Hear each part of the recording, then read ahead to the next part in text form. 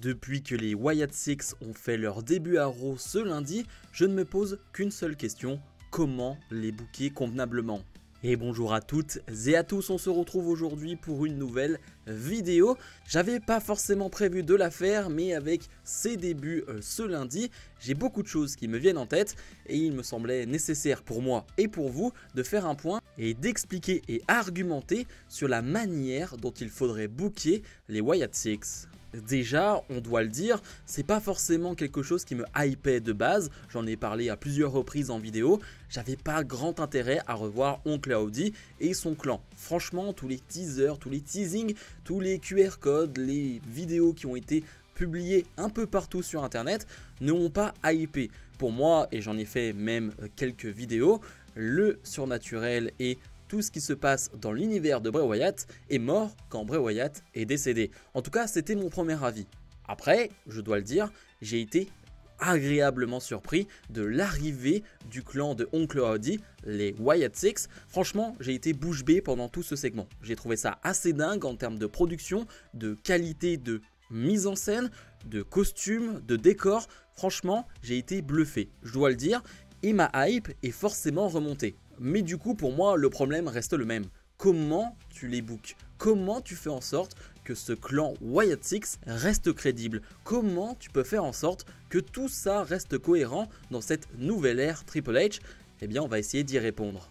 Et premièrement, et ça va paraître évident, se servir des erreurs du passé. Ne pas reproduire les erreurs qu'on a pu commettre avec un certain Bray Wyatt. Je m'explique, on a parlé à de nombreuses reprises pendant l'ère Bray Wyatt et toutes les choses surnaturelles qu'il a pu faire, du mauvais booking, de sa mauvaise présentation dans certains matchs, de certaines défaites qui lui ont coûté très cher et qui ont fait en sorte qu'il n'était plus très crédible.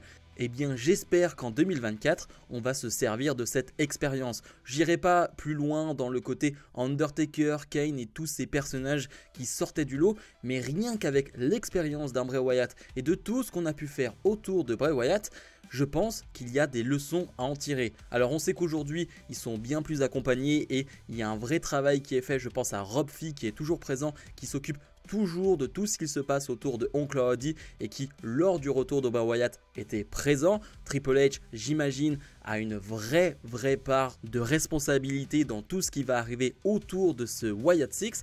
Et je pense, et je l'espère, qu'il va se servir de tout ce qui s'est passé auparavant avec Wyatt, ce qui n'a pas été, pour résoudre ces problèmes, parce que des problèmes, il y en a, mais tu peux trouver des solutions. Donc j'espère vraiment qu'on va apprendre des erreurs du passé. Je pense pour le moment que dans un premier temps, il est important qu'il n'ait pas réellement de cible. Alors on a vu des catcheurs ciblés dans l'attaque en backstage, bien sûr, mais je dis ça dans le sens où il faut que ce soit un chaos général, que ce soit à Raw ou à SmackDown. Alors j'aurais bien dit NXT, mais on a bien vu l'épisode de NXT et NXT a l'air à part et il n'y a pas réellement eu d'attaque de Oncle Howdy et de son clan.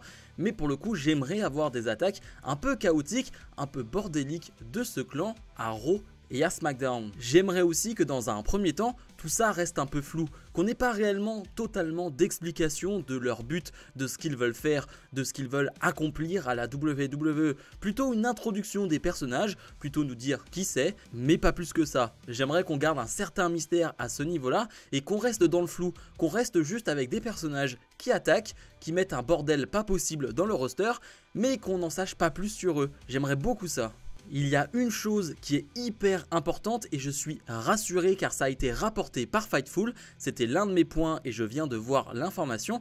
Fightful rapporte que normalement le clan ne devrait pas être surnaturel. On parle d'un clan qui devrait être destructeur, violent, mais pas surnaturel. Et ça c'est tellement important. On a parlé des problématiques avec Bray Wyatt, The Fiend, qui étaient surtout liées au fait qu'il soit surnaturel, que des choses qui ne sont pas réellement possibles arrivent et que du coup ça mettait un bordel pas possible soit au match, soit à certaines histoires qui étaient peu crédibles, peu envisageables. Et du coup, on se retrouvait dans un monde WWE qui est globalement réel avec un personnage qui était surnaturel et du coup tu étais obligé d'embriquer cela et ça fonctionnait pas toujours. Et bien là, il semblerait que le plan soit un clan violent, agressif, très impressionnant, mais qui n'est pas surnaturel, qu'on n'ait pas des boules de feu, qu'on n'ait pas des choses fantastiques qui arrivent. Et ça, une nouvelle fois, je pense que c'est la meilleure des nouvelles possibles. C'est la meilleure décision à prendre, garder ce clan dans un espace, dans un environnement qui reste réel. Dans ce clan, pour le moment, on a 5 personnes. Et on connaît l'identité de ces 5 catcheurs. Pour ceux qui ne sauraient pas, je vais vous les citer. On a donc Oncle Audi qui est Bo Dallas, on a Nikki Cross, on a Joe Gacy, Dexter Lumis et Eric Rowan. Alors, on en avait déjà parlé il y a quelques temps parce que les noms avaient déjà fuité, mais c'est pas des noms qui font forcément rêver. Aucun de ces noms n'est un main eventer, aucun de ces noms n'a fait une énorme carrière à la WWE auparavant. On n'est que sur des catcheurs qui sont dans la mid-card au mieux. Et ça peut être problématique si tu gères mal leurs faiblesses. Je parlais d'un clan qui va donc être réaliste et donc ils vont catcher.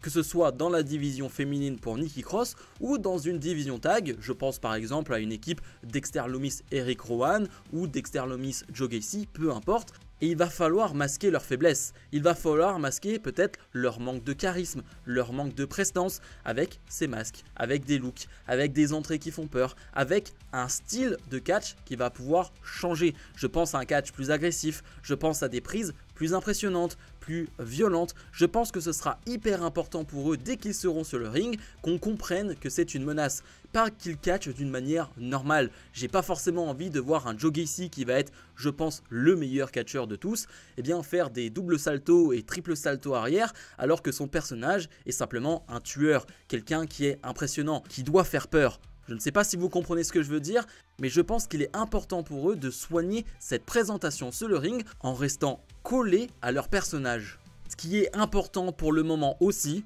je parlais d'un chaos, je parlais d'un bordel, il est important pour moi qu'ils n'aillent pas dans de courses vers le titre. Pour le moment, n'importe quel titre possible, féminin, par équipe, solo, j'en ai rien à faire, je ne veux pas qu'ils approchent les titres. Pour le moment, comme j'en parlais plus tôt, il faut construire leur personnage, construire une histoire autour d'eux, autour de ce clan, mais je ne veux pas les voir chasser des titres dans un premier temps. Ce serait une énorme bêtise. On a vu à quel point ça a porté préjudice à Bray Wyatt d'avoir un titre. Ça a été un bordel sans nom à bouquer, même si là on reste dans un univers réel et on n'a plus de surnaturel.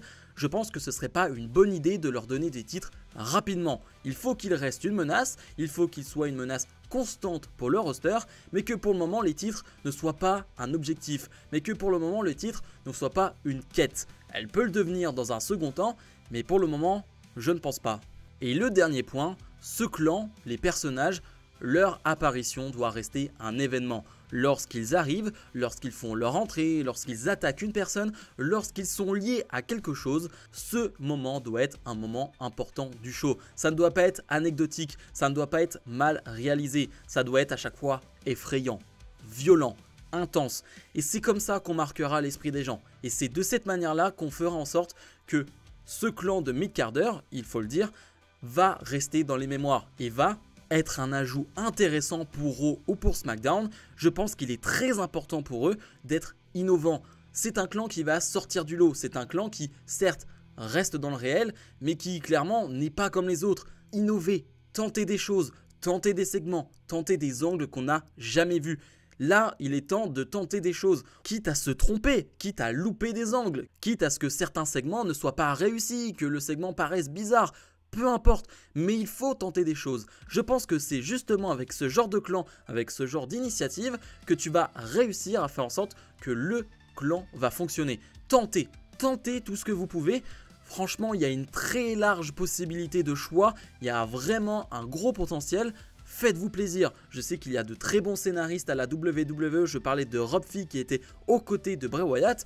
Eh bien, qu'il se fasse plaisir et qu'il nous fasse plaisir aussi. Je pense avoir dit tous mes points en essayant d'argumenter à chaque fois. N'hésitez pas à me dire ce que vous en pensez en commentaire de cette vidéo et pour vous, quels sont les points les plus importants pour que ce clan réussisse, pour que ce clan fonctionne dans la durée.